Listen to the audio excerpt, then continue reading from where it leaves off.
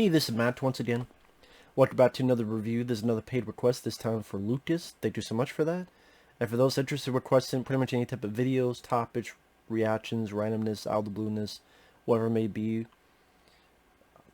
commentaries, re-reviews, whatever, feel free to send them either directly to my PayPal or join my Patreon. Both links are down below in the info box. And this is for the original The Time Machine from 1960. Now, I saw this film first on TV and always enjoyed it. Granted, I always thought the first half was more interesting than the Morlock stuff, but the Morlock stuff is still fine to watch. It's just when he's in Time Machine and he's going through the initial time periods, uh, and all the time lapse, not photography, but the time lapse effects they did, especially for the time 1960 this came out. Again, that was always the part that interested me the most. But it's directed by George Pal and it stars Rod Taylor as H. George Wells. Rod Taylor, he was in films like The Birds with Alfred Hitchcock, among other films. He does a great job. As a man of stature, he's got good charisma to him, but he's able, at the end, back to the day where you just have your hero fist fight and punch some creatures like Captain Kirk did on Star Trek or Rod Taylor does in this, and it was fine, the audience was fine with it. And I miss those days. Nowadays, if someone did that, it's too cheesy. He punched a creature? It's too cheesy.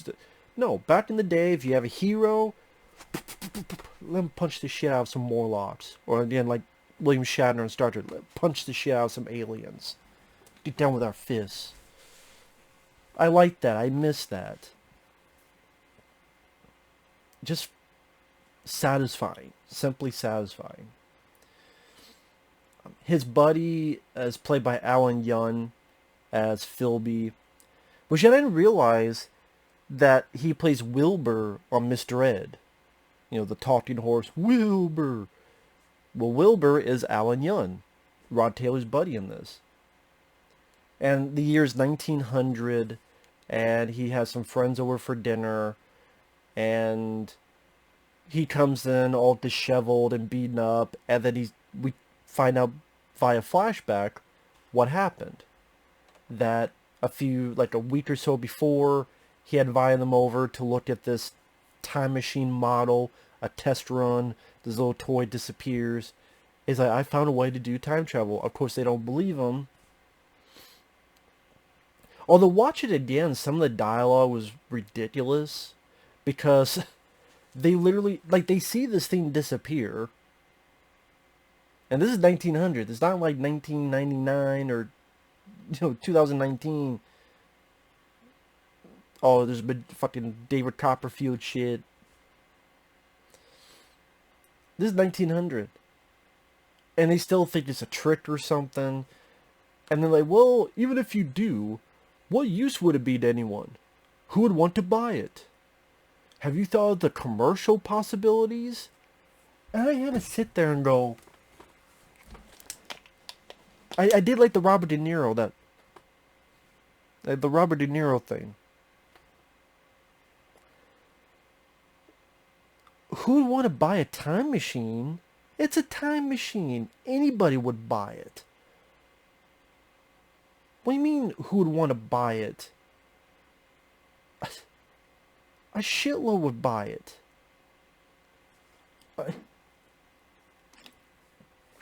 That just boggles my mind that someone would actually go, and these are supposed to be smart people. What use would it be to anyone who would want to buy it? A fucking time machine? No one would buy it? Whatever, dudes. So pretty much they leave, and he has his machine, the bigger version, which I always like the design. It's kind of like a old, but steampunk, kind of like what steampunk would become. It's advanced technology, but it's old school pipes and mechanical contraptions put together. Yeah, it's an early version of steampunk. And that's when he starts doing his tests of going forward through time.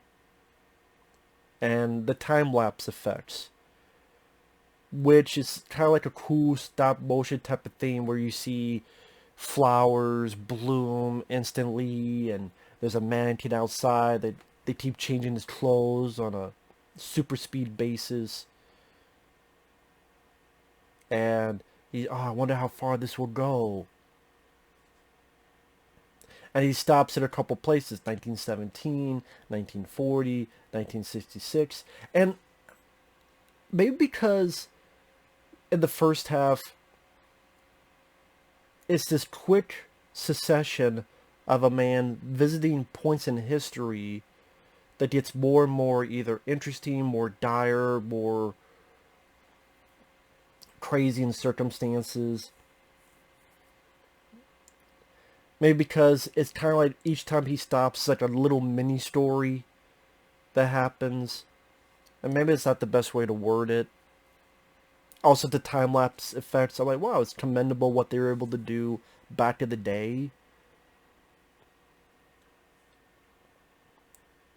Like I said, 1917, there's World War One, and 1940s, World War Two, and then 1966, 6 years after this film, apparently there's a third war where there's a nuclear bomb, mushroom, cloud, shelter, and then ultimately he gets to like year 800,000 or whatever, which seems like a random number they picked. Like the source material pit.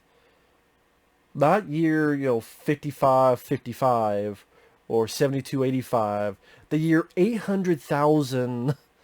I don't know, just something about just, I guess they figure for the whole world to be completely revamped as it was, we gotta go hundreds of thousands of years. Maybe that's why. And then pretty much in the future, there's this submissive people called the Eloi who are servants. They're like cattle, and then you have these cannibalistic monsters called the Morlocks. Which is, I like the way they look, the way their faces look. And he saves the day. You get a bit of a love story. The girl is pretty much a blonde, I don't want to say bimbo, but they don't know pretty much anything. Like, the girl doesn't really do anything to defend herself. She's pretty much damsel in distress. And Rod Taylor's able to punch the shit out of some motherfuckers. Punch the shit out of some fucking, Morlocks and shit. Which was cool. Yeah,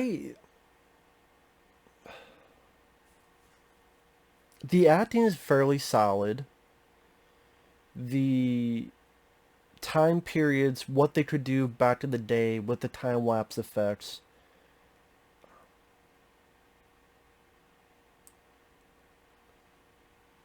I'm trying to think. When you get to the third act, if the budget just because of the surroundings, because of the setting, because of the creatures, the Morlocks looked fine. But it's not as exciting or epic as it seemed like it could be. It does seem like kind of an extended episode of Star Trek in the third act. And maybe that's why this got remade in the 2000s, 2002 with Guy Pearce. And I actually enjoy that remake. And I probably will say this would get people mad.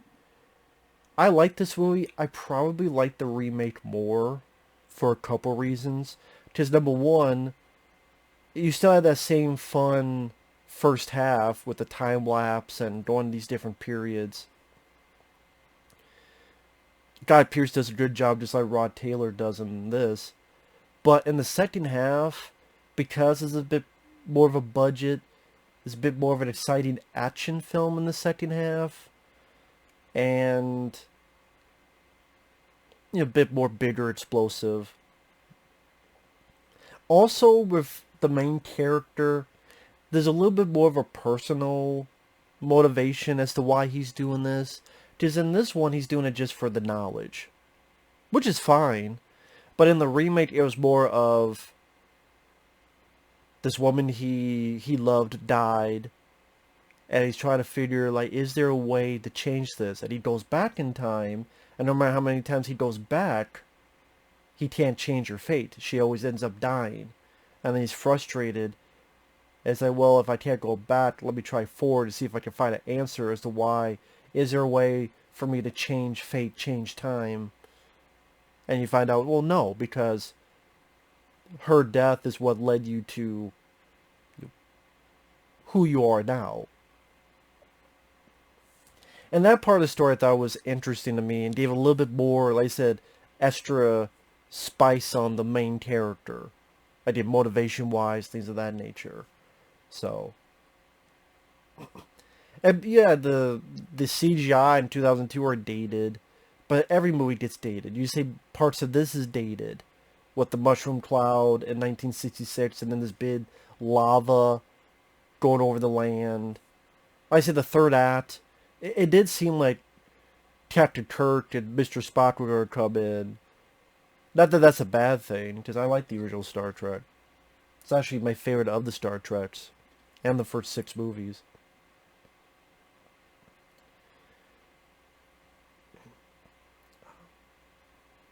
So for the time it works, but I'm just saying why I would do like the remake more. I think the remake's not that bad of a film. Well, neither is this, but with all the crap the remake got, I'm like, I think it's not as deserving of the hate as some people make it out to be.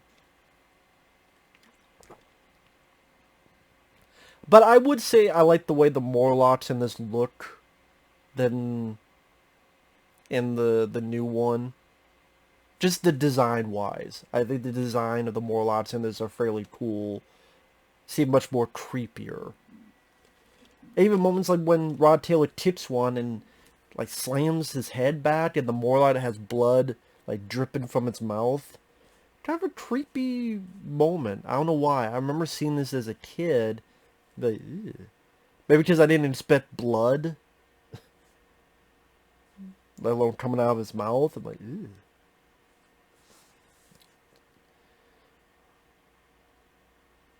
But I mean, things work out for the best. Like I said, Rod Taylor does a great job acting-wise, as does Alan Young. The time-lapse, I was going to say, I keep wanting to say photography, but I guess in a way it is fun to watch. The girl, like she's pretty much just a damsel in distress, just there's really nothing to her. I mean, that's part of the point. But it's just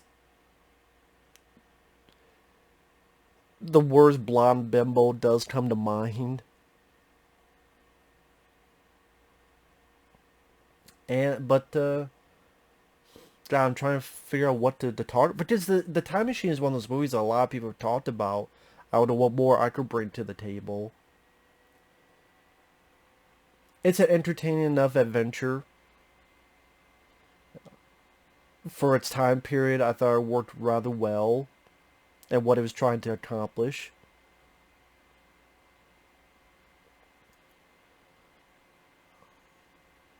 Rod Taylor, I'm surprised he didn't become like a bigger actor.